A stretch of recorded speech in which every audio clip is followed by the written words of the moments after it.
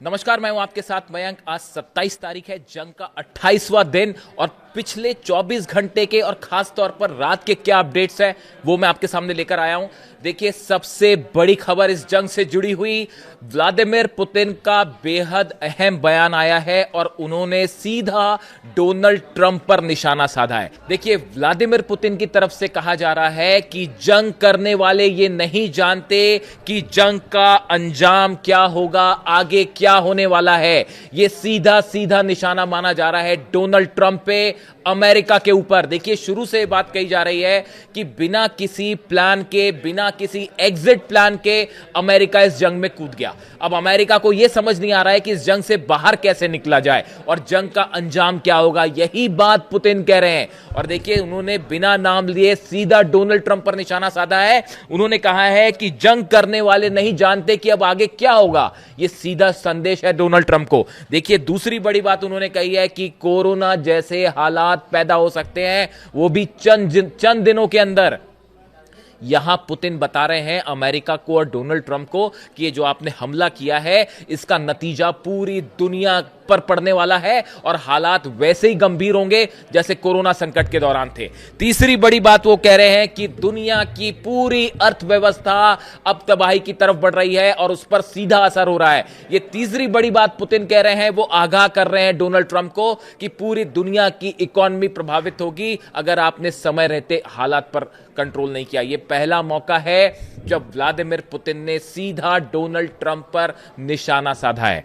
अब देखिए, ये पुतिन की बात हुई। पुतिन अब क्यों नाराज हैं और पुतिन का क्या रोल हो सकता है, इसकी भी हम चर्चा करेंगे। लेकिन उसके पहले जिस तरह की खबरें आ रही हैं, आपने सब तरफ सुनी होगी कि अमेरिका एक ग्राउंड ऑपरेशन कर सकता है, खास तौर पर खार्ग आइलैंड को लेकर। खार्ग आइलैंड पर कब्जा करने की कोशिश हो सकती है। इस तरह की खबरें आपने तमाम प्लेटफॉर्म पर देखी होगी कि 82nd एयरबोर्न यूनिट जो है वो भेजी जा सकती है। डेल्टा फोर्स, नेवी सील और रेंजर रेजिमेंट, ये सब वो स्पेशल टास्क फोर्स हैं अमेरिका की जो कि ऐसे ऑपरेशन को अंजाम देते हैं। अब ये सब के सब वहां भेजे जा सकते हैं, इस तरह की खबरें हैं और शायद मूवमेंट भी शुरू हो गया है। 91 की लड़ाई में, अफगानिस्तान में, इराक में, सब जगह इनका इस्तेमाल हुआ है, सील का भी और डेल्टा फोर्स का भी और रेंजर रेजिमेंट्स का भी। लेकिन सवाल यह है कि यह ऑपरेशन होगा कैसे। देखिए, एक बात तो यह है कि चीन और रूस की तरफ से ऐसा बताया जा रहा है सोर्सेस से कि एक बड़ा इंफॉर्मेशन दिया गया ईरान को, एक खुफिया जानकारी दी गई और ये पूरे डिटेल साझा किए कि कैसे अमेरिका यहां पे ऑपरेशन कर सकता है। ऐसी खबरें हैं, सोर्सेस से ही खबरें हैं। अब ये कोई पुख्ता बात तो सामने आएगी नहीं, लेकिन जो एक्सपर्ट्स मान के चल रहे हैं कि रशिया और चाइना की तरफ से एक खुफिया रिपोर्ट भेजी गई है, ईरान को दी गई है और उसमें ये पूरा डिटेल है कि किस तरह से अमेरिका खार्ग आइलैंड पर ऑपरेशन कर सकता है। अब देखिए, ये रिपोर्ट्स आने के बाद एक तो ईरान पहले से ही तैयार था खार्ग आइलैंड के लेकर, जो है मल्टी लेयर तैयारी कर रखी है ईरान ने। 6 लाख से ज्यादा सैनिकों का मूवमेंट हो रखा है ईरान में, जिनका फोकस अब पूरी तरह से हॉर्मुज पर है और खार्ग के आसपास है।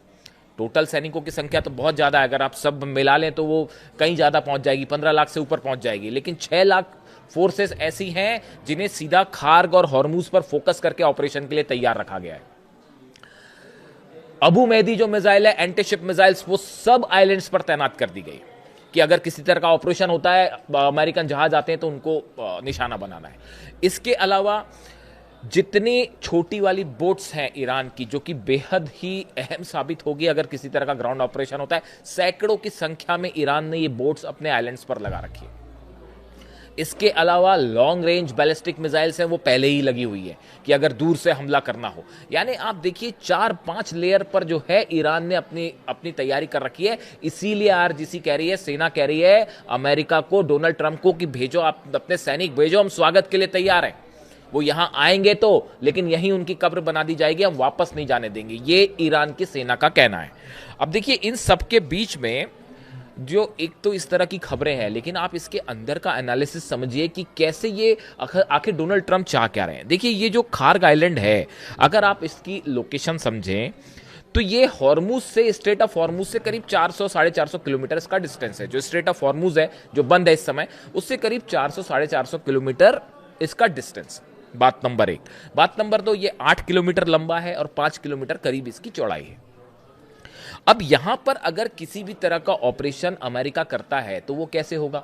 वो जहाजों से जाके करना मुश्किल है, क्योंकि ईरान ने बिछा रखी है वहां पे बारूदी सुरंगें।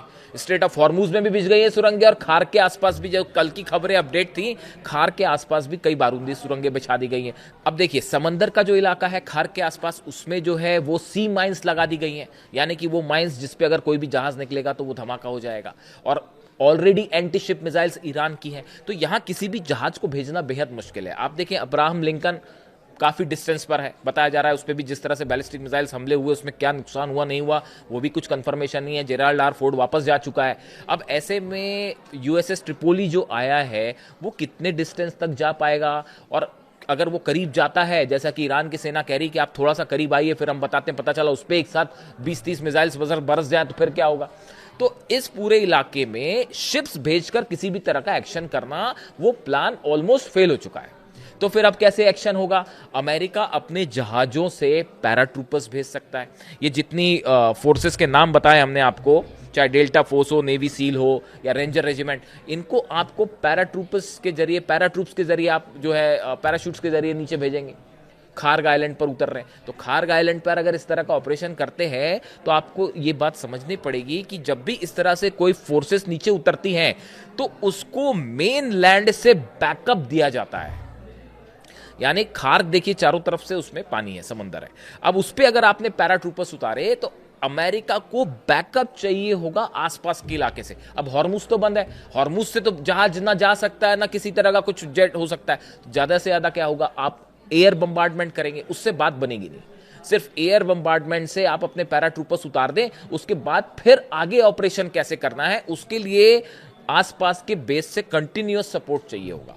अब वो हॉर्मुज से तो पॉसिबल नहीं है। तो फिर इस हालात में क्या मामला है? इस हालात में कुवैत और इराक, देखिए कुवैत वो जगह है जहां से सिर्फ 25 किलोमीटर डिस्टेंस है खार्ग आइलैंड का, तो कुवैत और इराक बेहद अहम हो जाते हैं। अब आप देखिए, ईरान ने सबसे ज्यादा जो बेसिस को उड़ा दिया अमेरिका के, उसमें नंबर 1 है कुवैत। सबसे ज्यादा कुवैत पर हमले हुए। अब आप समझ रहे हैं कि क्यों ईरान ने कुवैत पर पहले हमले किए, वहां अमेरिकन बेसिस को तबाह कर दिया, रडार्स उड़ा दिए गए, जितने डिफेंस सिस्टम थे वो उड़ा दिए गए, वहां पे थाड लगा था वो भी तबाह हो गया। ईरान पहले से ये बात को समझता था कि खार्ग पर अगर हमला होता है तो कुवैत से अमेरिकन फोर्सेस आने की कोशिश हो सकती है। उसने पहले ही वहां के सब जो है बेसिस तबाह कर दिए। यानी कुवैत से किसी तरह का ऑपरेशन करना बेहद मुश्किल, और उस पर नजर भी है। बात नंबर 1। बात नंबर 2, आप देखिए इराक में क्या हाल है, आप देख ही रहे हैं। वहां जो जितने अमेरिकन बचे हुए हैं, घिरे हुए हैं, काउंसलेट पर लगातार हमले हो रहे हैं, और जो ईरान के समर्थित संगठन हैं वो अलग हाहाकार मचाए हुए हैं। तो इराक से ग्राउंड ऑपरेशन करना अपने आप में बहुत मुश्किल, वहां तो छोड़ छोड़ के भाग रहे हैं। तो देखिए कितनी प्लानिंग के साथ ईरान ने इराक को न्यूट्रलाइज कर दिया और कुवैत को, कि इन दोनों जगह से अमेरिका इसको बैकअप ना कर पाए अपने पैराट्रूपर्स को। अब आगे बढ़िए, और किसका अहम रोल हो सकता है? अब इसमें अहम रोल हो सकता है यूएई का और सऊदी का। ये जो यूएई पर फिर से हमले शुरू हुए, कल आपने देखा अबू धाबी पर मिसाइल्स गिरी, क्या आपने ये सोचा कि अचानक से फिर क्यों यूएई निशाने पर आ गया है? कल फिर इस तरह की खबरें थी कि सऊदी के ऊपर ड्रोन्स दिखाई दे रहे हैं, सऊदी को भी एक प्रकार से वार्निंग दी गई। तो ये हमले क्यों हुए फिर से? देखिए, अभी पिछले कुछ दिनों से इजराइल पर हमले हो रहे थे। पिछले अगर 2-3 दिन की बात करें तो लगातार फोकस इजराइल पे था। बहरीन में हमले नहीं हुए, सऊदी में हमले नहीं हुए, यूएई पे हमले नहीं हुए। ईरान की तरफ से कहा गया आप अमेरिका की मदद मत करो, हम हमला रोक देंगे, हम आपको निशाना नहीं बनाएं। लेकिन आपने उनकी मदद की तो फिर आप भी टारगेट पे हो। तो ऐसा क्या हुआ कि कल अचानक अबू धाबी पर निशाना साधा जाने लगा, या फिर जो है दुबई के ऊपर फिर ड्रोन स्ट्राइक की खबरें आने लगी कि ड्रोन दिखाई दे रहे हैं? क्या ईरान ने ये वार्निंग दी है इन देशों को कि अगर खार्ग पे किसी तरह का हमला होता है, अमेरिका की तरफ से कोई ऑपरेशन होता है, तो आप मदद ना करें? समझ रहे हैं आप कि क्यों ये? मैंने भी काफी इस पे विचार किया कि भाई अबू धाबी अचानक क्यों सीन में आ गया, वहां क्यों मिसाइल मार दी गई, जबकि मामला तो अभी इजराइल पर फोकस था। उसकी बड़ी एक वजह यह हो सकती है। दूसरी चीज, इंफॉर्मेशन मैंने आपको पहले ही कहा, चाइना से और रशिया से जितनी खुफिया इंटेलिजेंस जानकारियां हैं वो सब ईरान तक जा रही हैं कि कौन सा देश किस काम में मदद कर रहा है। इसीलिए ये वार्निंग शॉट्स दिए गए अरब देशों को फिर से एक बार कि देखो, अगर किसी तरह से एयर मूवमेंट पर मदद की आपने तो फिर भयंकर हमले होंगे और फिर जो है आग लगेगी सब तरफ। अब ये एक बात हुई। दूसरी बात आप ये समझिए, यानी कुल मिला के हालात ये हैं कि ये एयरबॉर्न ऑपरेशन जो है ये आसान नहीं होगा अमेरिका के लिए। कई लोग तो ये कह रहे हैं कि ये ट्रंप का सुसाइडल मिशन होगा। यहां पे अगर आपने भेज दी सेना तो फिर ये हालत है कि फंसना तय है। यानी देखिए, किसी भी तरह का यहां पर एक हवाई ऑपरेशन करना, पैराट्रूपर्स भेजना, ये ट्रंप के लिए बेहद खतरनाक साबित हो सकता है। ऑलरेडी ये कहा जा रहा है कि यहां पर सेना पहुंच तो जाएगी, लेकिन उसके बाद आगे आप क्या करेंगे, कैसे एरिया पर कब्जा करेंगे। अगर खाक पर कब्जा होता है तो आगे का प्लान ये है कि उसके जरिए आप खाक पर अगर आपने कंट्रोल कर लिया तो आप फिर हॉर्मूज कंट्रोल करेंगे। लेकिन अगर खाक पर किसी तरह से आपने सैनिक भेज भी दिए तो उसके बाद पहले तो वहां जंग होगी, उसके बाद फिर को हॉर्मूज को खोलना आसान नहीं है। वो 2-3-4 हजार सैनिकों का काम नहीं है। अगर कोई ये सोचता है कि 4-5 हजार सैनिक भेज के 6 लाख सैनिक तैयार हैं ईरान के, तो आप अगर 4-5 हजार सैनिक भेज के वहां पे किसी तरह का ऑपरेशन कर देंगे और हॉर्मूज को खुलवा देंगे, नेक्स्ट टू इम्पॉसिबल है। ये मिशन इम्पॉसिबल है, बहुत ही मुश्किल है इसको करना। अब इस सूरत में